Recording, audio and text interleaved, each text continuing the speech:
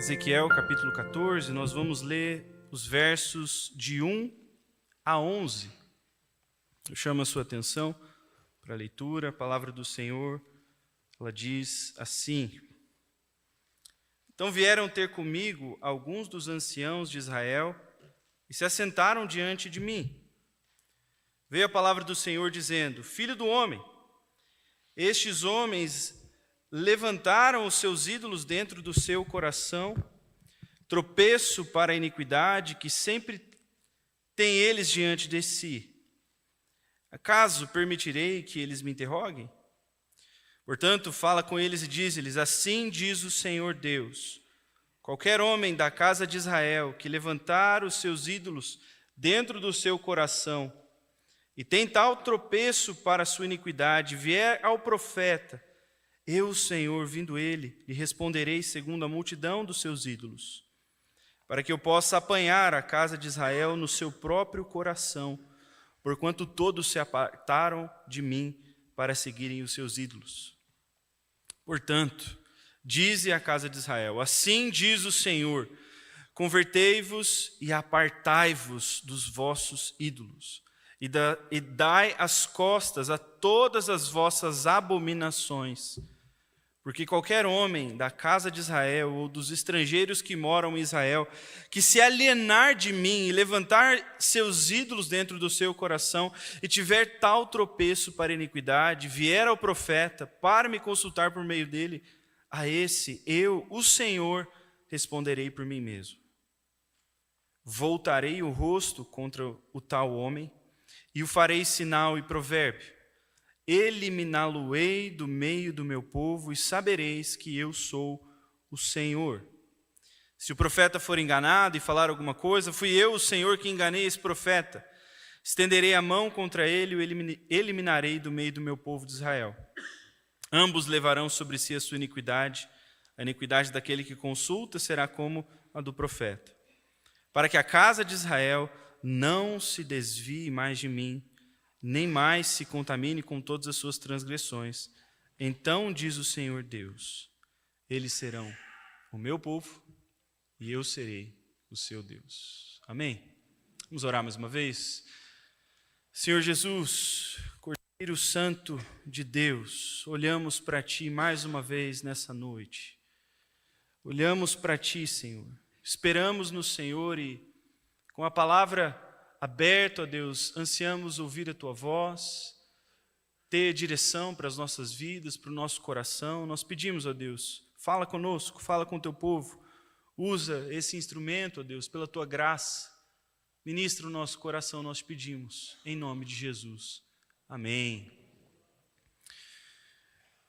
Queridos, Ezequiel, ele é um livro escrito no período de exílio, o povo de Deus na Babilônia. E para você que nunca se aprofundou nesse período, realmente pode ser muito complexo, porque depois de Salomão o reino se divide entre reino do norte e reino do sul. O reino do sul fica Judá e Benjamim, essas duas tribos, e o reino do norte as outras tribos, e se dividem. E o que a gente tem aqui no livro de Ezequiel, e Ezequiel está, com Judá em Jerusalém, então ele é trazido com alguns do povo para a Babilônia. E resumidamente, gente, sobre o exílio nós entendemos que esse povo, Judá, ele se afasta de Deus enquanto eles ainda estavam na terra prometida. Eles ainda viviam ao redor do templo, mas eles viviam uma religiosidade vazia. O coração deles havia se distanciado do Senhor e eles não tinham percebido essa realidade. Então o que Deus faz? Deus os disciplina, os leva para longe da terra prometida, para longe do templo, da sua presença, para que eles possam se dar conta daquilo que já era uma realidade no seu coração. Eles estavam longe de Deus há muito tempo. Se você já tentou ler o livro de Ezequiel, assim, de verdade tentou mesmo, você percebeu que tem visões grandiosas, imagens terríveis, animais, a glória do Senhor, e elas são confusas, essas imagens. essas visões. O vocabulário e a linguagem que o profeta usa é complexa, é pesada, e o contexto é difícil de entender. Mas o que eu percebo que é mais difícil nesse livro, queridos, é o fato de que aqui nós vemos o ponto alto da disciplina de Deus para com o seu povo. Ele está disciplinando o seu povo. E Ezequiel é um livro longo, onde Deus fala várias vezes, essa ocasião dos anciãos que eram responsáveis, as autoridades entre o povo, sentarem diante do profeta, isso acontece algumas vezes. E em todas essas ocasiões, Deus lista os pecados do seu povo, e a lista é longa. O fato é que adorar os deuses das nações e adotar os costumes das nações abriu a caixa de Pandora em Israel. E de repente eles se viam quebrando completamente a aliança que eles fizeram com o Senhor no Monte Sinai. De repente eles estavam oprimindo o pobre, o estrangeiro, as viúvas, os órfãos, estavam torcendo a justiça com corrupção de juízes, até de sacerdotes, estavam derramando sangue inocente, e aí chega no ápice, quando eles começam a sacrificar os seus próprios filhos a altares de deuses das outras nações, e Deus põe um basta. Deus põe um basta nessa situação. Eles estavam vivendo, gente, algo que para nós, de forma assim, um paralelo bem distante, mas eu creio que vocês vão entender, eles estavam vivendo um ateísmo funcional. Eles viviam ao redor do templo, eles entregavam os sacrifícios, as ofertas, mas o coração estava longe do Senhor. Uma fé mecânica, religiosa, cheia de ritos, mas sem Deus. E isso acontece conosco, queridos, quando nós organizamos a nossa vida como se Deus não tivesse nada para dizer sobre a nossa vida. As nossas decisões importantes, nós fazemos sem consultar o Senhor ou a sua palavra, somos pragmáticos ou somos conduzidos pela sabedoria comum.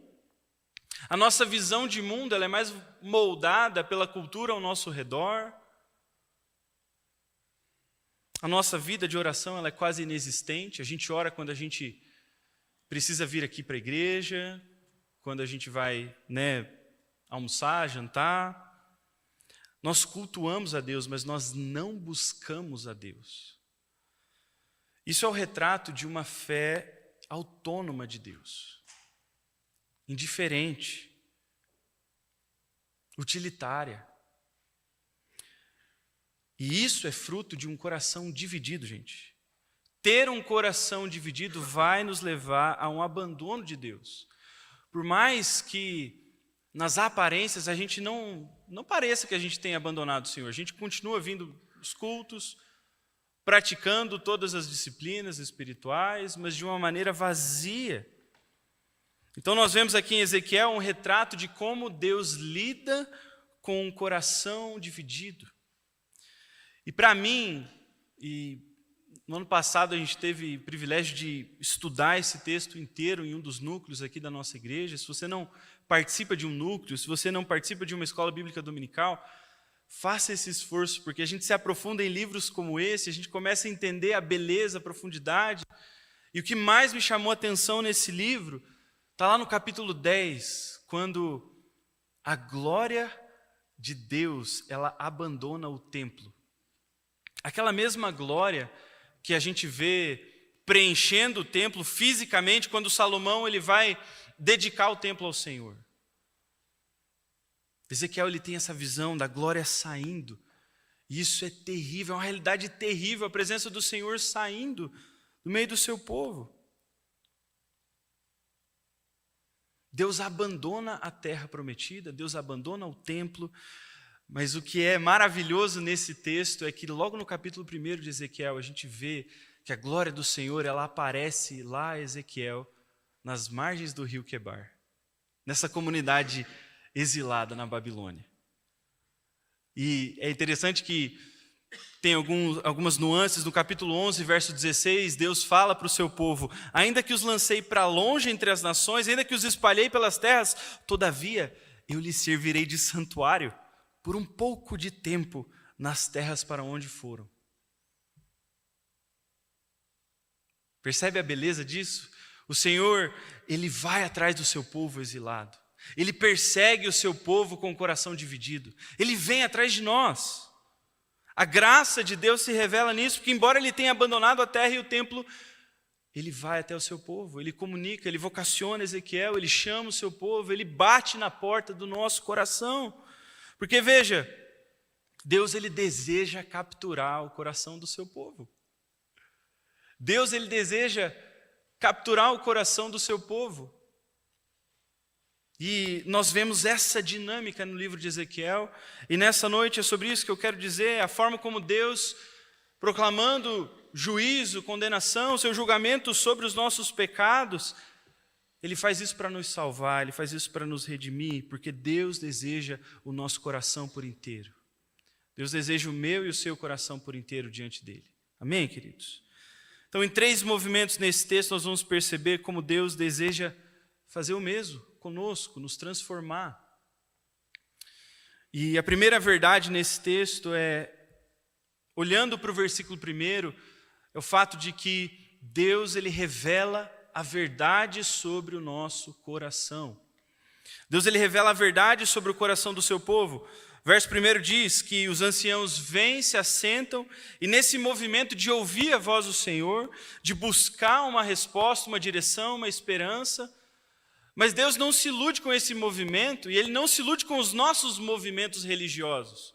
Ele vê que o que a gente quer, na verdade, é voltar para a vida que a gente tinha, para que as coisas, para as coisas como elas estavam. A gente quer voltar para o status quo, a gente quer viver uma vida boa.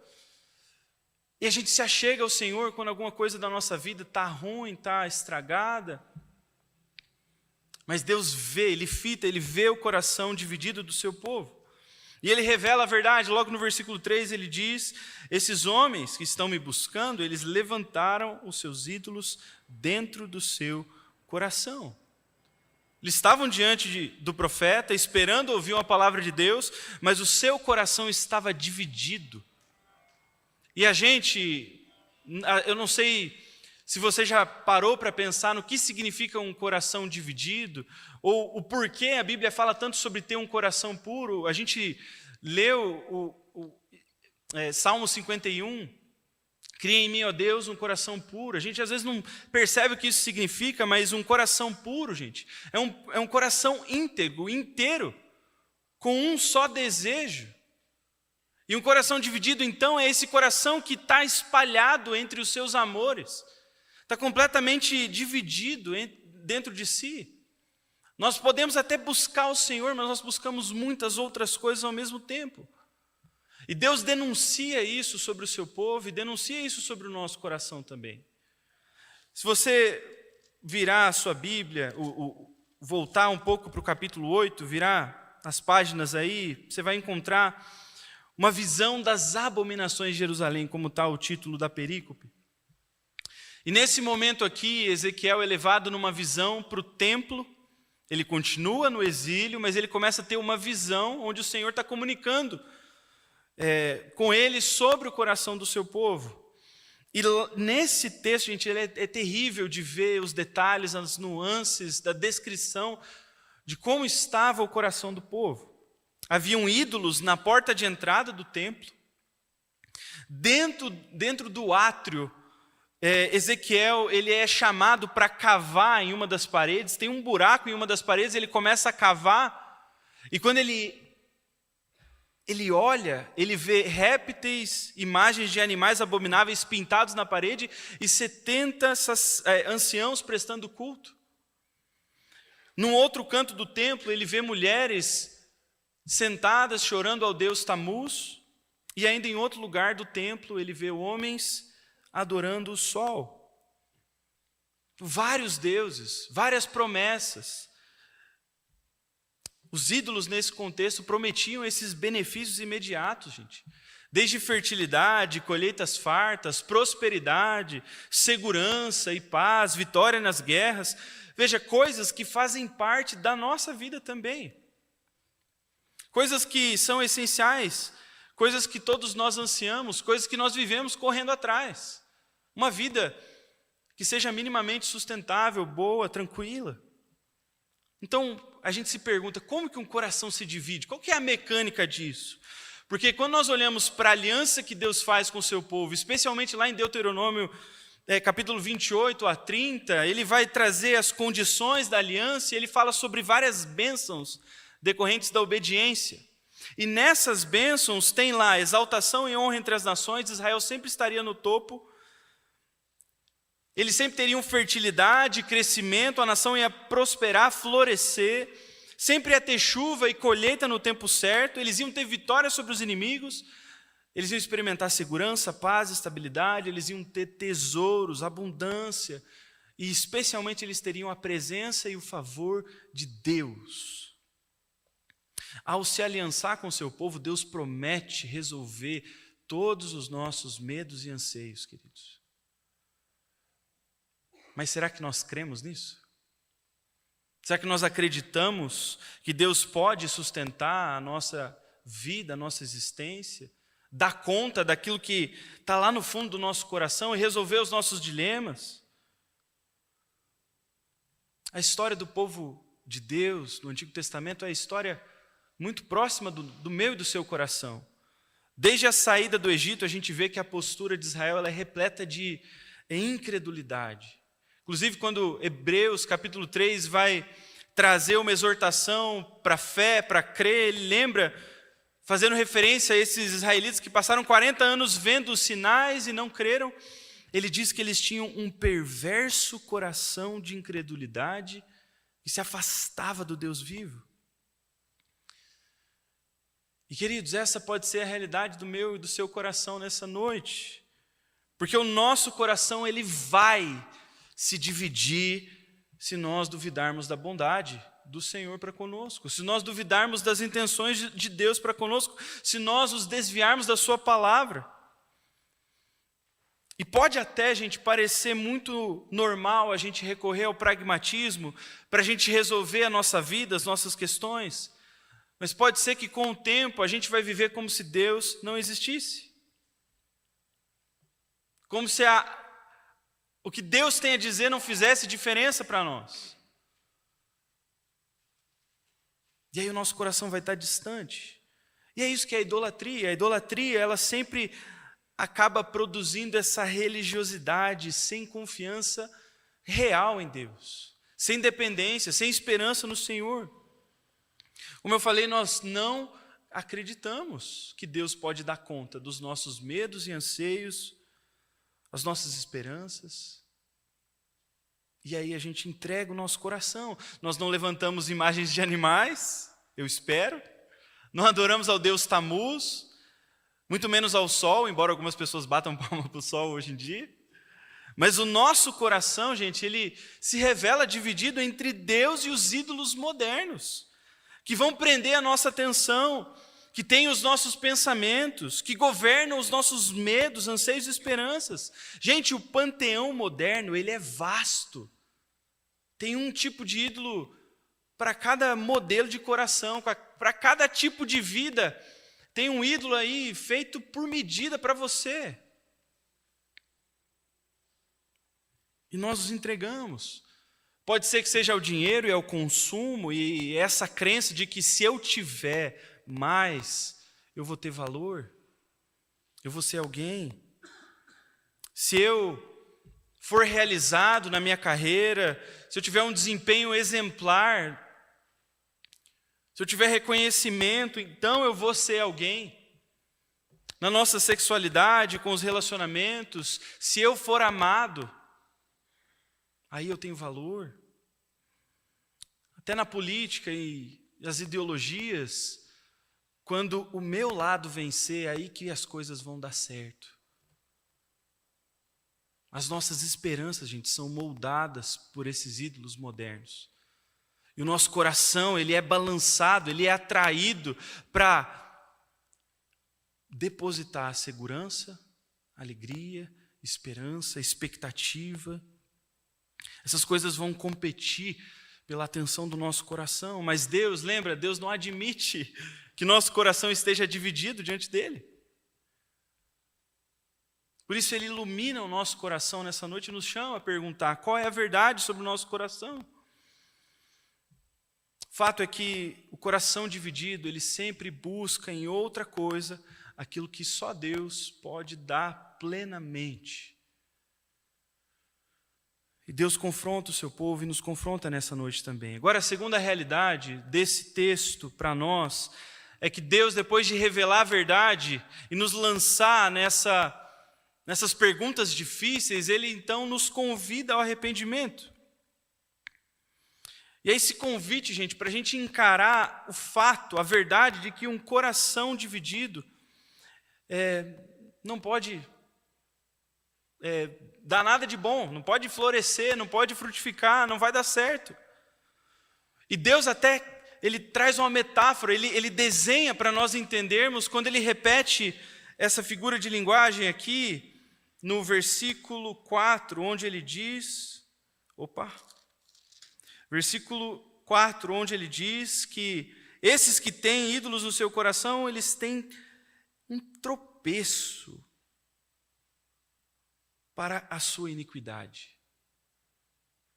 E essa imagem de você sempre caminhar, viver a sua vida, fazer os seus negócios, amar, casar, comprar, vender, mas parece que com o coração idólatra, dividido, a gente sempre coloca alguma coisa na nossa frente que vai nos fazer cair, tropeçar. Seja uma pedra, um pedaço de madeira. E Ele nos convida a encarar essa realidade de que ter um coração dividido é o que nos leva a tropeçar e a cair. Essa é a grande verdade teológica por trás da idolatria que esse texto traz para nós. Por trás de todo o pecado, por toda a prática, de fato, fatual do pecado, existe um coração que está dividido, que está entregue a algum ídolo. E é sempre alguma coisa que nós fazemos dela um bem supremo, algo que deveria, na verdade, ser o Senhor sendo o bem supremo para o nosso coração, mas nós absolutizamos essas coisas, sejam quais elas forem. E aí então no versículo 6, Deus nos convida ao arrependimento, e novamente a linguagem aqui, no nosso texto em português, ela não faz jus, porque Deus, quando Ele chama ao arrependimento, é esse movimento de se voltar. Essa imagem de você virar, gente. E Ele repete esse verbo várias vezes nesse único versículo. Convertei-vos, apartai-vos dos vossos ídolos, dai as costas a todas as vossas abominações.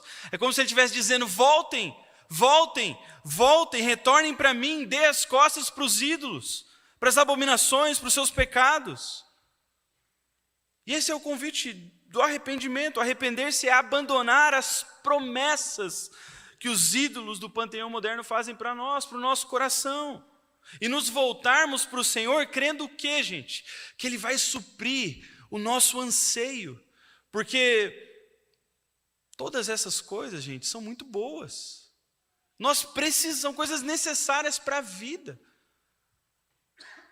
Quem consegue viver sem ser amado e amar de volta? Sem pertencer, sem ter segurança, sem ter um senso de valor. São coisas comuns. O fato é que Deus nos disse que Ele irá realizar os nossos anseios, a seu modo, no seu tempo. E por isso Ele nos chama para voltar para Ele, para olhar para Ele, para crer nele, para confiar que Ele pode realizar, resolver as nossas questões. E esse, gente, é o único caminho possível para a gente abandonar práticas de pecados. Para abandonar a maldade, a injustiça do nosso coração, a gente vai precisar questionar e perguntar se talvez não tenha um ídolo lá no fundo do nosso coração. E veja, Jesus, nos evangelhos, Ele se encontra com várias pessoas e é assim que Ele captura muitos corações. Alguns, evidentemente, eles rejeitam a mensagem e o convite de Jesus, mas muitos outros aceitam. Uma delas é a mulher samaritana. Vocês lembram dessa narrativa onde ela ansiava por amor, aceitação e pertencimento? Mas ela buscava isso em relacionamentos com outros homens. Ela já estava no 5º marido. E Jesus confronta e diz: quem beber da água que eu lhe der, não vai ter mais sede. Vai ser saciado nesse anseio de amor, aceitação e pertencimento. Você não vai precisar se entregar o seu corpo. É comigo, eu vou resolver a sua sede. Outra narrativa, a gente vê o jovem rico que pergunta para Jesus: que farei para herdar a vida eterna? E aí ele fala como ele tem cumprido todos os mandamentos. Então Jesus, ele vê o nosso coração, ele vê o coração desse jovem rico, e ele vê o seu coração dividido entre Deus e a segurança do dinheiro e do status, e aí ele faz um convite crucial para o coração desse jovem: vende tudo que você tem, dá aos pobres e terás um tesouro nos céus. Depois vem e me segue, porque o que você está procurando na riqueza, você não vai encontrar. Você vai encontrar em mim. Para ambos, e a gente poderia ir longe aqui, trazer muitos outros exemplos, a resposta para o dilema do pecado, gente, não se resume a simplesmente parar de pecar. Como se isso fosse possível, né? A resposta é reconhecer que o Senhor é quem sacia a nossa sede, a nossa fome, os nossos anseios, Ele que resolve os nossos medos. E aí então o nosso coração, que uma vez está apegado a muitos ídolos, ele começa a respirar novamente, se voltar para o Senhor e crer que o Senhor é capaz de resolver, de lidar com o anseio do nosso coração. Esse é o convite quando a gente pensa em arrependimento. E enquanto o nosso coração não voltar para o Senhor, gente, depositando nele fé, esperança, segurança, alegria, não existe possibilidade de a gente parar de tropeçar na vida, de cair, de andar trôpego. Por isso que o convite primordial de Deus para o seu povo, através de quase todos os profetas, sempre é nessa palavra: se voltar para o Senhor. Arrependei-vos, convertam-se, retornem para mim. E é por isso que quando o evangelho é anunciado,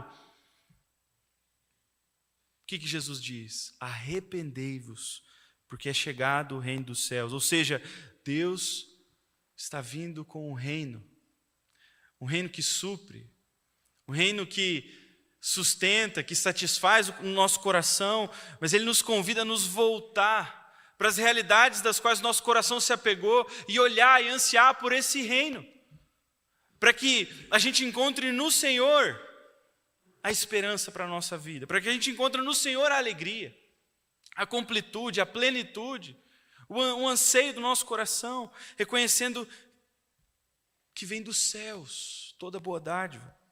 Esse é o caminho da salvação, queridos.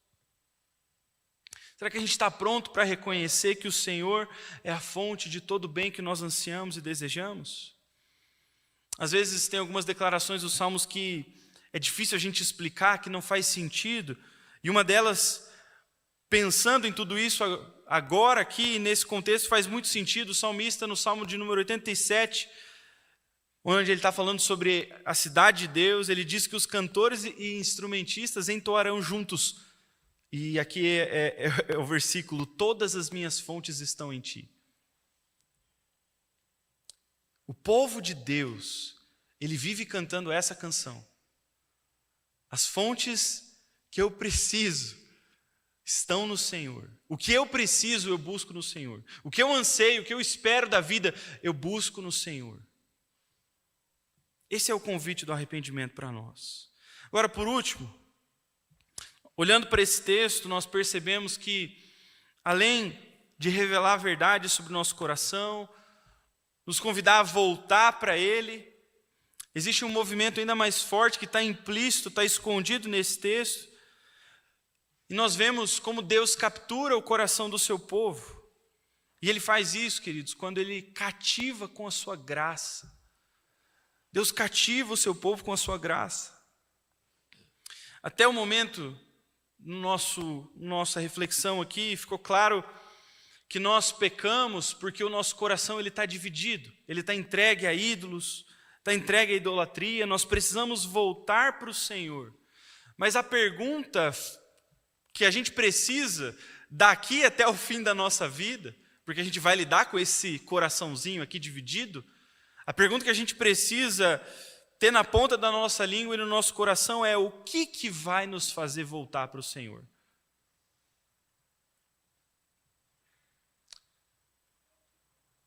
Porque talvez você já esteja ouvindo que a idolatria é assim, assado, que é assim que você vence os seus pecados. E aí você começou a tentar abandonar algumas práticas, você começou a tentar oxigenar o seu coração e de repente não deu certo. E aí não funciona, não dá assim para mudar numa chave, numa virada de chave, não dá no estalar de dedos para mudar o nosso coração. O que vai nos fazer voltar para o Senhor? O que de fato vai mudar a direção do nosso coração? E o nosso texto aqui, nos versículos seguintes, depois do versículo 6 e do 7, ele vai trazer um tom de exortação e advertências no versículo 8. Eu quero ler novamente, onde Deus diz assim: que eu voltarei o rosto contra o tal homem, o farei sinal e provérbio, e eliminá-lo-ei do meio do meu povo. E sabereis que eu sou o Senhor. E aí no verso 9, Deus lida com um problema muito comum no exílio, porque existiam muitos falsos profetas que anunciavam para o povo exatamente o que eles queriam ouvir. Vocês vão voltar, vai ser breve, a gente não vai ficar muito tempo aqui, nem desfaz as malas, está tudo bem. E aí Jeremias lida com isso também, lá no capítulo 29, versículo 8, Deus fala através de Jeremias para o seu povo exilado: não vos engane os vossos profetas que estão no meio de vós, nem os vossos adivinhas, nem deis ouvidos aos vossos sonhadores, que sempre sonham segundo o vosso desejo. Porque falsamente profetizam em meu nome, eu não os enviei, diz o Senhor. Inclusive é nesse texto que nós lemos aquele versículo famoso que diz: buscar-me-eis e me achareis quando me buscar de todo o vosso coração. Mas esse que é o problema, né, gente? A gente não busca o Senhor de todo o nosso coração, Ele está dividido. Então o que vai nos fazer voltar para Ele? Qual esperança existe para nós, que claramente ainda temos muitas questões no nosso coração? E aí o que nós lemos no versículo 18 é basicamente o que Deus diz que Ele vai fazer com aqueles que têm um coração dividido. Inclusive, no versículo 11, ele demonstra que esse julgamento, essa condenação é necessária para quê? Veja o versículo 11: para que a casa de Israel não se desvie mais de mim, nem mais se contamine com todas as suas transgressões. Mas ele conclui esse versículo, essas exortações, com a cláusula mais importante da aliança.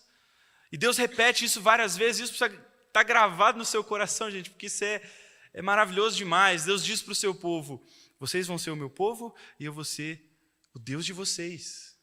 Uma aliança de casamento. E o casamento em si aponta para essa realidade de pertencer a outra pessoa. E Deus diz isso para o seu povo, demonstrando que o desejo de Deus é qual? Não é nos esmagar, mas é capturar o nosso coração. Deus salva através do seu julgamento. E para isso, o que Deus faz? Deus envia o seu Filho.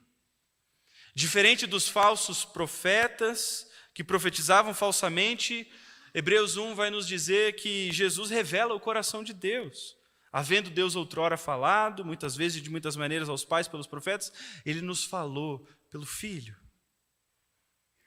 E os evangelhos registram de que forma nós tratamos esse profeta enviado de Deus. Ele veio em verdade, bondade e justiça e nós o rejeitamos. Mesmo fazendo milagres, sinais e maravilhas, ainda assim duvidamos que Ele pode saciar a nossa fome, a nossa sede, que Ele pode resolver os nossos medos e os nossos anseios. Então Jesus é entregue para morrer na cruz pelos religiosos do seu tempo. E se talvez você não se veja nessa postura e talvez pense: poxa, se eu estivesse lá seria diferente. Perceba que na entrada triunfal todo o povo estava clamando Hosana. Mas na crucificação eles estavam clamando: solta Barrabás, crucifica-o. Jesus morre naquela cruz, mas o que fica evidente só depois é que ele estava assumindo a responsabilidade, a culpa pelo nosso coração dividido. E por isso Deus estava derramando sobre ele a condenação que ele promete aqui no versículo 8, para os idólatras. E Jesus, queridos, é quem experimenta o rosto contrário de Deus em ira lá na cruz. É Jesus que assume o sinal e provérbio de ser maldito por ter sido pendurado no madeiro. Jesus é aquele que é eliminado do meio do povo e tem que ser crucificado fora da cidade, do arraial, como um sinal da sua exclusão do povo de Deus. Agora, Jesus faz tudo isso no meu e no seu lugar. Toda essa condenação Jesus carrega. Isso é graça. De forma que nós podemos ecoar aqui as palavras do apóstolo Paulo aos Romanos, que diremos então à vista dessas coisas: se Deus é por nós, quem será contra nós? Aquele que não poupou seu próprio filho, antes por todos nós o entregou, porventura ele não nos dará graciosamente com ele todas as coisas? Os nossos anseios, as nossas vontades, as nossas necessidades mais básicas, será que Deus não vai suprir? Será que Deus não vai suprir quando ele na cruz verte o sangue do seu próprio filho e rasga o corpo do seu próprio filho? O que resta, irmãos, se não voltarmos para Deus de todo o nosso coração? E é quando nós contemplamos essa graça e somos cativados por ela, é que o nosso coração começa a se desapegar dos seus ídolos. Você vê a graça de Deus em Cristo Jesus? Você se enxerga no Cristo crucificado? Você percebe que o seu coração dividido hoje estava sobre Jesus, a condenação que você merecia? Porque o convite para a gente participar dessa mesa nessa noite envolve essa consciência de que nós estamos tomando parte daquele que nos representou, que nós estamos celebrando a morte e ressurreição daquele que carregou a condenação que era nossa. Essa é a graça, queridos, que nos cativa e tem poder de transformar o nosso coração. E é assim que o Senhor nos convida à mesa mais uma vez. Você possa ansiar ter o seu coração capturado. Enquanto você toma do pão, do cálice, lembre-se da realidade de que Deus ele está ativamente hoje, agora, nesse exato momento, capturando o seu coração, fazendo você voltar para Ele. O Senhor é digno do nosso coração inteiro. Amém, queridos? Amém.